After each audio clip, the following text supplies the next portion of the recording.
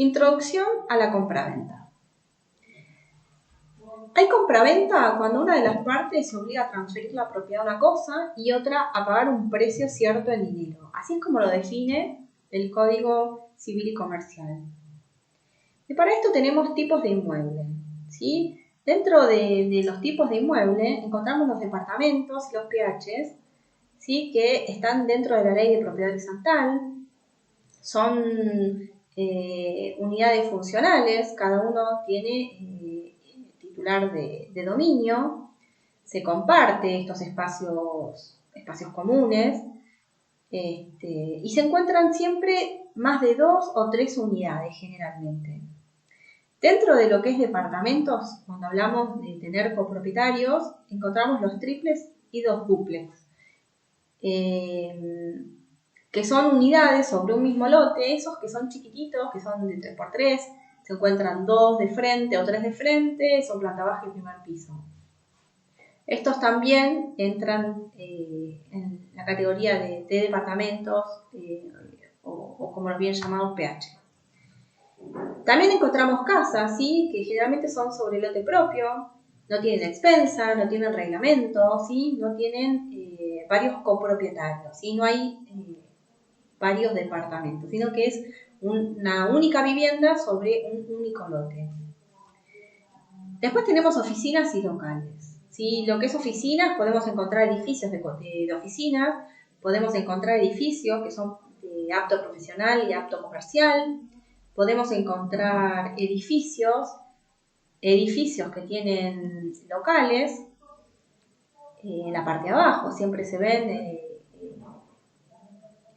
hoy generalmente lo podemos ver en edificios nuevos, y esos también pagan expensa y pertenecen al edificio.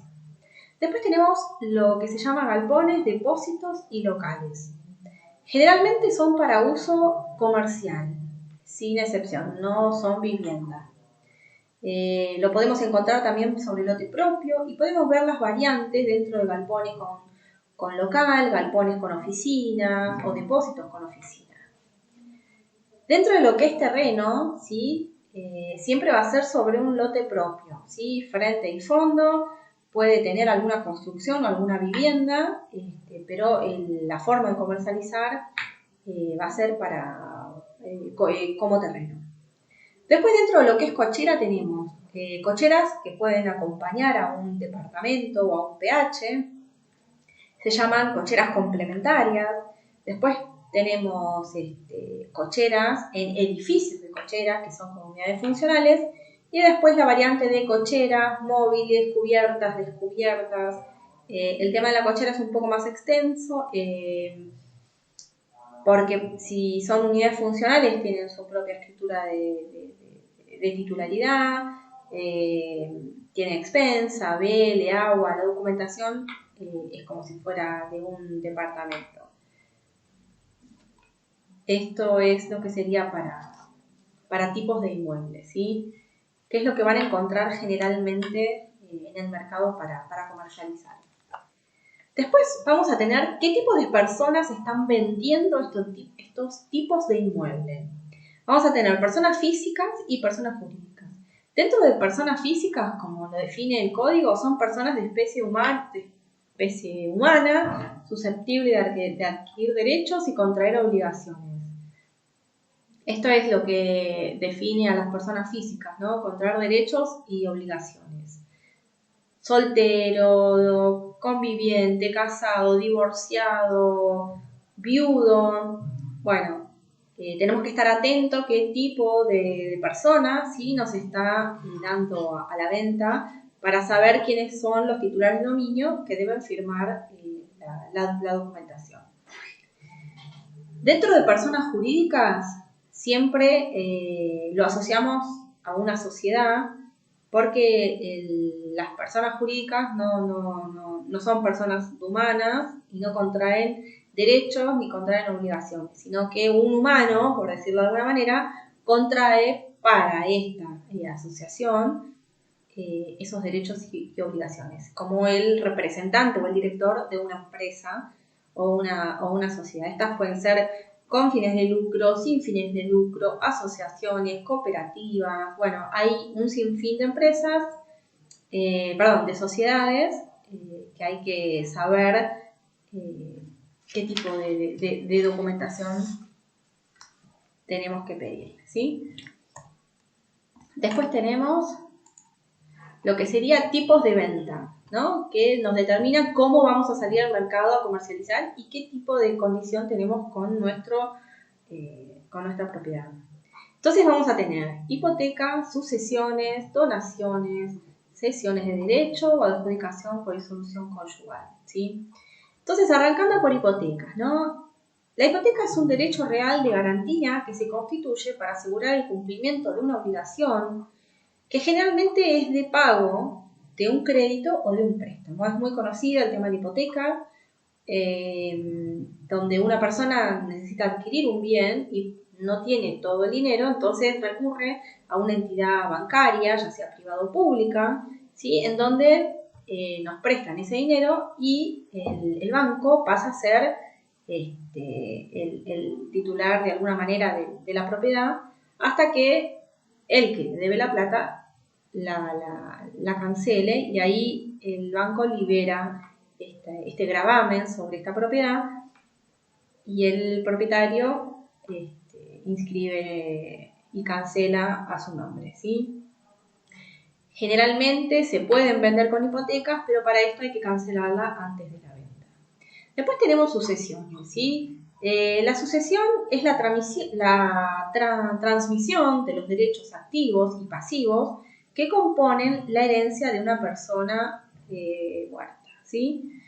Entonces, esta persona que le sobrevive y es el heredero, ¿sí? Recibe estos bienes que le corresponden por medio del juicio o proceso sucesorio. Esto se inicia por medio de un abogado con todos los requerimientos que la ley lo indica y se inicia esta sucesión para poder dar, ¿no?, a conocimiento. El juez dicta la declaratoria de herederos, quienes son los herederos reales de esta persona fallecida. Entonces, hasta esa instancia nosotros no podemos, de alguna manera, comercializar sin tener la sucesión, por lo menos hasta la declaratoria de herederos.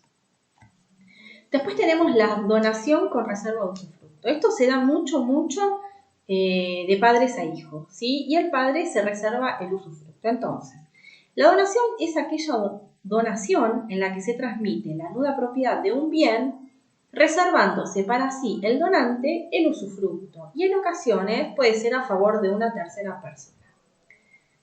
Esto es bastante común. Lo que se saltea quizás en un futuro sería el trámite de la sucesión, y mientras el donante esté con vida, tenemos al momento de la venta, lo necesitamos para la escritura, ¿sí? En cesión de derechos, como dice acá, la cesión de derechos por el que una de las partes, que es el cedente, transmite a la otra, que sería el cesionario, la titularidad que tiene sobre una cosa. Entonces, pone en lugar de otra persona todas estas obligaciones y derechos que contrajo el cedente, ¿sí? Esta podría actuar. No es un poder, eso es otra cosa, sino que, como dice acá, uno de los ejemplos que dice, ceder los derechos hereditarios de un padre al hijo, quien queda en cabeza todos los derechos de heredar determinados bienes. Entonces, con el tema de cesión también podemos aplicarlo a departamentos a estrenar, donde el que compra por medio de un boleto, y si se quiere vender este boleto, debería ser por cesión de boleto. Entonces, con esta acción de venta de derecho, necesitamos este documento de cesión de derecho para poder venderlo, ¿sí?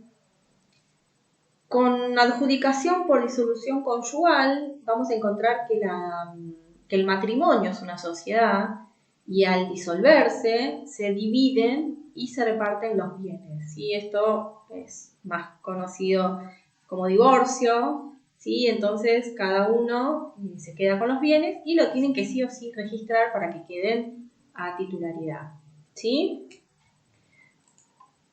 Entonces, definiendo qué tipos de inmueble podemos vender, definiendo qué tipo de personas pueden venderla, y qué tipo de operaciones pueden tocarnos, como con hipoteca, como con donación o una cesión de derechos, llegamos al momento de la autorización de venta, ¿sí? Donde en la autorización de venta tenemos la necesidad que nos firmen todos los titulares, nos entreguen la copia de la escritura, nos entreguen la copia de las expensas, una copia de la BL del año en curso y nosotros como agentes completar un formulario para hacer el COTI, que es el Código de Oferta de Transferencia, ¿sí?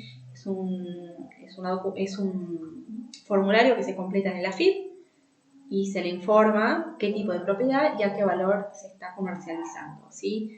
Con toda esta documentación nosotros vamos a poder subir una propiedad al sistema, ¿sí? Y en esta autorización, ¿qué es lo que vamos a poner o qué es lo que hay? Bueno, en lo que es autorizaciones de venta, siempre debe darse por escrito. Es el primer paso formal que vamos a tener cliente-agente, ¿sí? Obviamente que como actuamos en representación del corredor inmobiliario de la oficina, tenemos que poner muy claro en la autorización cuáles son las condiciones. Y vamos a detallar las condiciones. Se distingue a la parte vendedora, se constituye la dirección electrónica de la parte vendedora, se establece la ubicación de la propiedad en cuestión, se acuerda el valor de publicación, el plazo de esta autorización que tiene vencimiento y al vencimiento debe renovarse, acuerdan condiciones, si entrega la llave, si pone en cartel, ¿sí? Incluye los honorarios inmobiliarios. Hay también una parte donde hay una parte por incumplimiento, donde se acuerda el incumplimiento por alguna de las partes. Y quizás si nos deja la documentación, podemos agregarla a la autorización, ¿sí? Estos son los puntos importantes que debemos completar al momento de que nos dan una propiedad. Completamos la autorización de venta, ¿sí?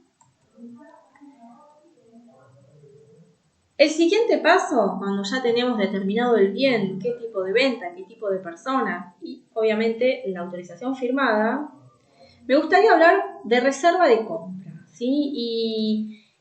¿Y en qué consiste la reserva de compra? Consiste en la entrega de una suma de dinero por parte del oferente, comprador puede ser también, y RE/MAX Splendid, quien la recibe en concepto de reserva de compra, ¿sí? En ese documento detallamos todo lo importante que el oferente / comprador nos va a indicar, ¿sí? Al momento de dejar la reserva, ¿sí? Entonces, puede ser una oferta, puede ser el tiempo, puede ser algún comodato. Bueno, la condición que el que compra necesite para poder formalizar esta operación, ¿sí? Entonces, acá yo pongo, si el vendedor acepta la oferta, ¿sí? Acepta la oferta tal cual las condiciones propuso el oferente vendedor, lo que se hace es una aceptación de la oferta, ¿sí? Y ahí uno ya podría avanzar con toda la operación, ¿sí? Pero recuerden que la reserva de compra es la primera tentativa, ¿sí? A poder llegar a un acuerdo, a poder negociar. Es muy importante que se firme, es muy importante que las ofertas de los clientes no sean de forma verbal y que podamos tener esta reserva de compra para poder empezar a negociar con la parte vendedora, para demostrar que la oferta que tenemos es en firme y hay un verdadero interés y un verdadero interesado por la propiedad, ¿sí? Recuerden eso al momento de tener un interesado. Y para terminar, voy a recordar el tema de los honorarios, ya sea para capital y para provincia. Dentro de lo que es compra-venta, el 3% parte vendedora, 4% parte comprador. Para terrenos, vamos a tener el 3% propietario y el 5% comprador. Y para lo que es comercialización de emprendimientos, es decir, más de 10 unidades, donde tenemos un edificio, donde tenemos muchas unidades funcionales, al desarrollador o al propietario se le va a cobrar el 1% y el que compra va a pagar el 4%. Bueno, espero que todo haya sido claro. Muchas gracias. Hasta luego.